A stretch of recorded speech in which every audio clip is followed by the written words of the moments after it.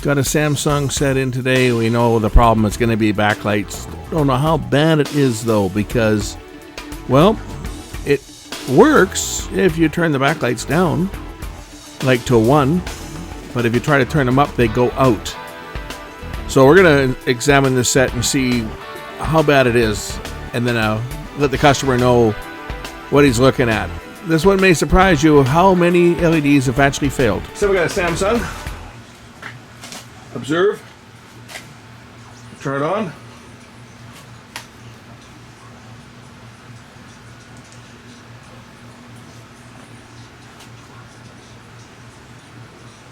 Looks like we got a backlight problem on here. Either we got a backlight problem or it's dimmed right down to minimum. I mean, I can barely see it, so the lights are on. But certainly we have a problem with this one. Let's see if I can get into the menu. I was told it went right out. See, it's really, really dim. Backlight's cranked up full, as we can see. I'll just try. Yeah, maybe. See that? I think we got an LED that's going bad on this set. Backlight's turned up all the way, and yet we can barely see the image. But the fact that when I switch modes, it comes up for a split second. The reason this is happening is the LEDs have shorted. They haven't gone open, and the power supply is going into an overcurrent protection. Interesting. I'm going to pull the back off this one, and we'll take a look and see what may be causing this. It might be a backlight that's bad. Sometimes you get LEDs that start to fail, and they cause the power supply to do some weird things, especially on sets that have got multiple strings on them. So it could be the backlight that's causing it, or one of the LEDs has gone bad. So let's pull the back off this panel. So this one, power supply, there's 5 separate strings. So 5 separate zones. Each strip is going to have its own control circuit, I believe, on this one. And that's likely why it's doing what it's doing. One of the strips has got a problem with it, and it's causing the levels to change. It could be a problem on the board too. It could either be a problem with the power supply board or a problem with the actual panel itself. For that matter, it even could go back to the control board, because this is commanded up and down by pulse width modulation from the actual control board. So it may not be backlights that have failed on this particular set. I'm just going to pull the power board out. We'll take a look at the power board, see if we can spot anything like bad connections on the back of the power board. So this set has 5 separate LED drivers. This is the control board here that controls the dimmable strips. Each strip is individually dimmable. Could be a bad strip, could be a connection on here too. I'm just looking at some of the solder connections here that look like there may be a couple of them that might not be in pristine condition. I'm going to go over these first. I'm also going to take a look and see if there's any software updates to address any problems that may have cropped up on the set. Make sure it's not a software correctable problem first before tearing the panel apart and looking for bad LEDs. Just the fact that it does bring them up to full when I play with the brightness on it. They do come up for a second. So it might be one strip is dead. It also could be a bad connection here. Look at some of these ones down here. Some of these connections don't look to be, a little bit questionable. It looks like a dry connection there, you see? So I'm going to reflow these first.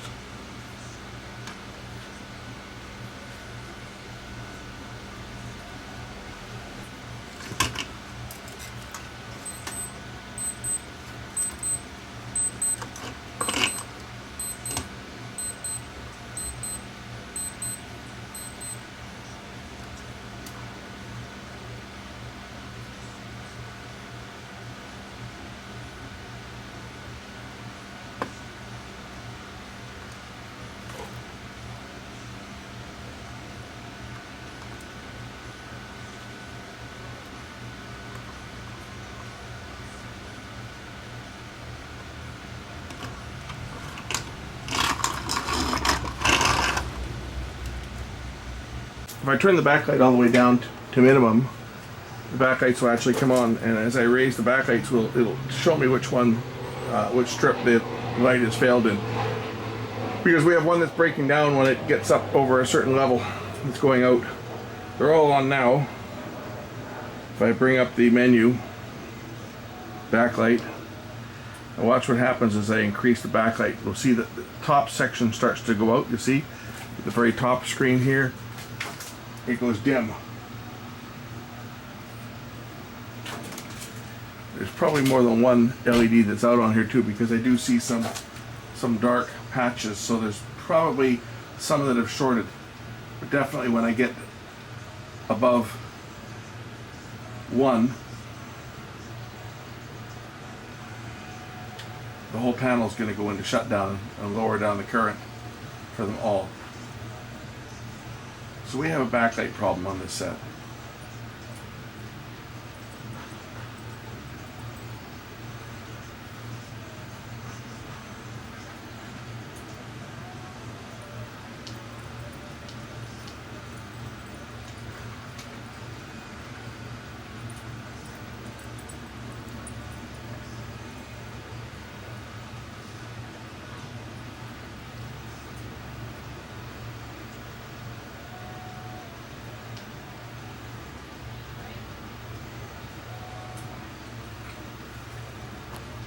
Okay, once we remove the stand and all the screws, we can lift the, oops, one screw. Missed one screw, obviously. It's always the last one, right? Okay, once we got all the screws out, we can lift off the back. We need to remove the speakers as well, and disconnect the strip here, the base. We got to disconnect the panel, the tabs, so we can prep the bezel to come off the screen.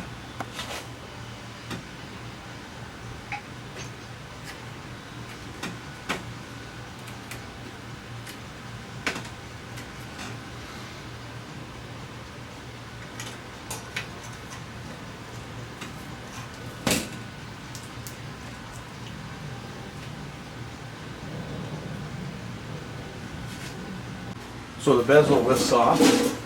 Then we have to very carefully lift out the tabs here without damaging these circuit boards or these tab connectors. They lift out very carefully, like that, so they're free. And then we can lift the panel off. That's the most treacherous part, is lifting off the panel. You can put suction cups on if you've got them. For the larger screens, I certainly recommend it for sure, because these screens themselves, they're very fragile. Then we've got to find a place to put the screen while we're working on the backlight. Okay, once I've got the screen stored, I now need to take off the plastic frame for the diffuser so that I can access the lights below the diffuser. And that's done with clips on the back. Once the clips are off, we can lift off the diffuser screen to reveal 5 strips of LEDs on this one, which there are. We'll put that diffuser screen out of the way for now. Now we need to remove this white reflector, and then we can test all the LEDs. There's lots of them on this one.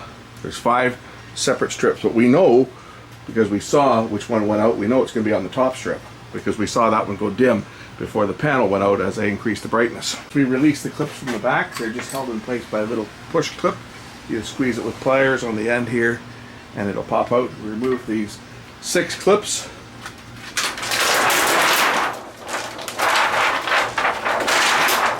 And then the diffuser just lifts out, the reflector just lifts out. Now we can turn on our power supply and test each individual strip with about 2.93 volts, somewhere in there, but 2.7 volts, 2.8 volts will probably do the job. We're going to test each one and light them up. So I'll just test them one at a time. I go to positive here, that one lights, and I go to that one lights. So this is how we just test each of the lights. 2.7 volts. Verify that they all work. And we'll find the bad ones and mark the bad ones accordingly. What is this one?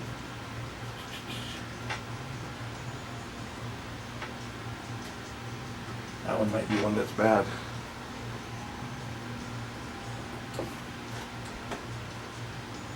That one lights. This one here should light up here.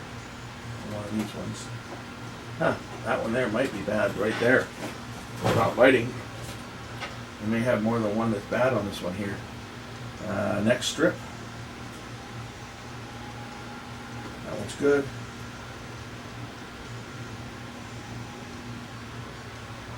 That one's good. That one's good.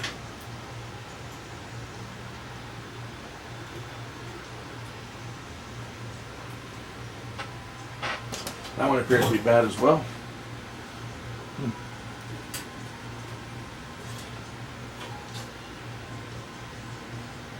That one's good. That one's good. And the last one's good. So this one looks like it's bad as well. We've got two bad ones here already. We're gonna have a few that we're gonna have to bypass on this one to try to make this panel work, to try to save this panel from the scrap. The guy that owns it already does not want to replace the strips. So if we can get the panel to run and last for a little while longer, we're going to go down that road. Otherwise, he's going to buy a new set. So for those of you that are going to make comments about ordering in strips and replacing them, and they're not that expensive, there's no money in it to do it. There's no time in it to do it. It needs to be done today, or the TV is going to get replaced. That's where we're at. Just so you guys understand, any comments about deleting, or anybody that makes comments about LED strips are only this much and you should replace the LEDs, I'm going to remove your comment. So just save your time. We don't need to hear it. Okay, I'm under direction to get the set running. I've already talked to the owner of it. I've given him the options to order in strips and replace them. And at this point, he wants to see if he can get the panel going for as little money as he can, because again, televisions are not that expensive and this set's about 8 years old. So we're going to test them all. We're going to get the set running without changing out a bunch of LEDs on it. We'll see how it looks. If the picture is presentable, I mean, it's got lots of LEDs on it, so it should work okay, but we're gonna do this and see how it looks. This panel has 9 LEDs that are out. 1, 2, 3. This string is fine. We have 4, 5, 6, 7, 8, 9. We have 9 LEDs on this panel that are out. I'm going to put a bridge wire across all of them, and we'll see what the picture looks like. Actually, there's 10 in them that are out. 9 are shorted. I don't think I've ever seen that many fail. But the guy had it running at 20. So, you know, education will be, don't crank your backlight up to 20. Turn the frickin' thing down a bit, because that's what causes them to fail, is they overheat. And after time, they just give up. This has been going on for a while. He's been watching it with LEDs that have been flickering and going out and so forth. And finally, it just got to the point where the set went into shutdown. We're going to have to just bridge over those, and we'll take it from there and see what happens. All right, there's the panel. All the lights lighting up with the ones that are dead, disconnected. Just play around with the bright. I don't know obviously what menus I'm going in through here, but as I scroll through menus, they tend to change the brightness of them. I guess this is because it has localized dimming for sections, so something up at the top of the screen here would be brighter than something in the middle.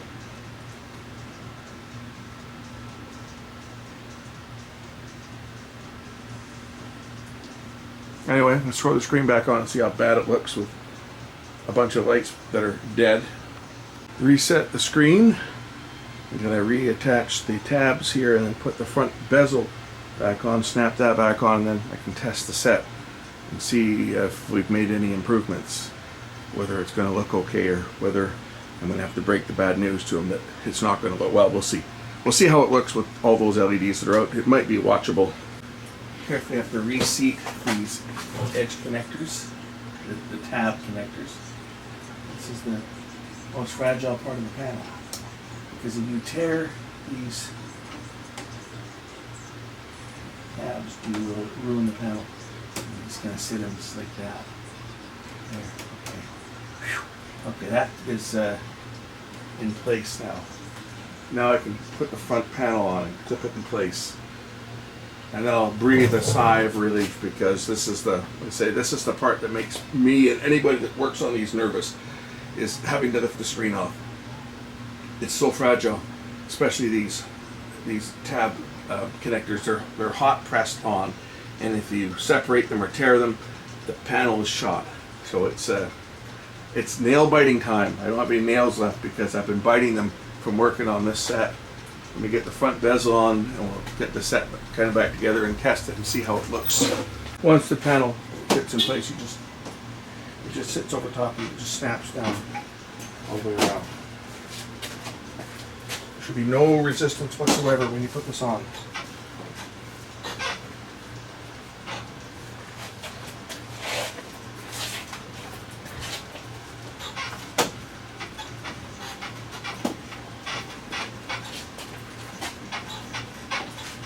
Okay, now I can turn the set over, start reattaching the back and the stand and so forth. The back bezel goes on. Just got to drive some screws into it here, and we can get the stand on it and stand it up and see how it looks.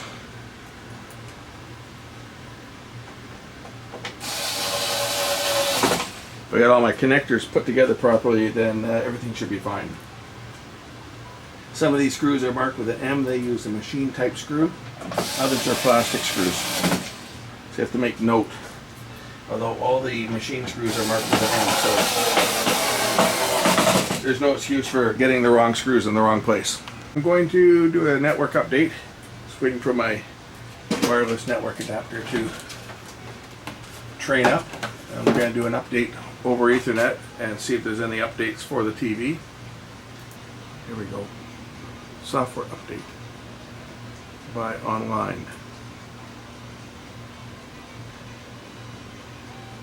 Okay, so it's up to date. Well, the set's working. It's certainly not as bright as I would like it to be. There's lots of LEDs on here that are out, and on this one here, really the only solution to restoring this set to make it look like new would be to change all of them, because there's so many that are out on here. If it was just one or two, then we're fine. But this one's got so many LEDs that are out, and most of the ones that are out are shorted. That's why the panel didn't go out completely. Most of the ones, when I was testing them and putting the power supply across them, we weren't getting any light, but I was also going to my current limit on the power supply because they are shorted. So what happens if I try to crank up the brightness, if I try to crank the backlight up, overcurrent shutdown, because there are so many LEDs on some of the strips. There was like 3 on some of the strips that are out, and that's just going to cause an overcurrent condition, which then limits the power to the rest of them, and you get a dim panel.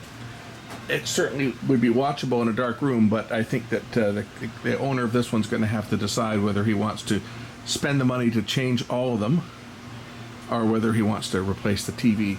And he's leaning to replace the TV if it was going to be, you know, more than $100 to fix the TV and to change all 5 of those strips. First of all, to tear the whole TV apart again to change them once the strips were obtained, he's over his limit. So I think I'll have to give him the bad news that he's probably going to have to look at buying a new set or use this one in a dark room. I mean, it's watchable in a dark room, that's for sure. You don't see where you don't really notice where the LEDs are out, but it's not particularly bright. So here's how it looks once it's back together. Again, if I crank the brightness up beyond the backlights up above about 7 or 8, it starts to flicker and pulsate because the power supply is going into a overcurrent protection mode. But the only way to fix this would be to change them all. I spoke to the owner of the set. He doesn't want to go down that road. He can go buy a new set. So this is another one that doesn't get repaired. I mean, it's certainly watchable. There's nothing really wrong with the picture. It's just that it's not that bright. You see what will happen if I try to crank the backlight up at 7. If I try to turn up the backlight more, it's going to start to going to start to pulsate if I crank it up. Okay, now it works, but it will pulsate. So, unfortunately, if you watch it with the backlight down at 7 or 8, it's probably watchable, but other than that, it's going to require all the backlights replaced. That really sticks with me is the sound after I told her. See there? See? If we turn it up, but if we turn it back down, it will kick in. We can get our baby to sleep. So when our windshield cracked, so that's about as good as it's going to get. Anyway, now you know how to take one of these big Samsungs apart and how to work on the backlights. Thanks for watching. We'll catch you in the next one. Bye.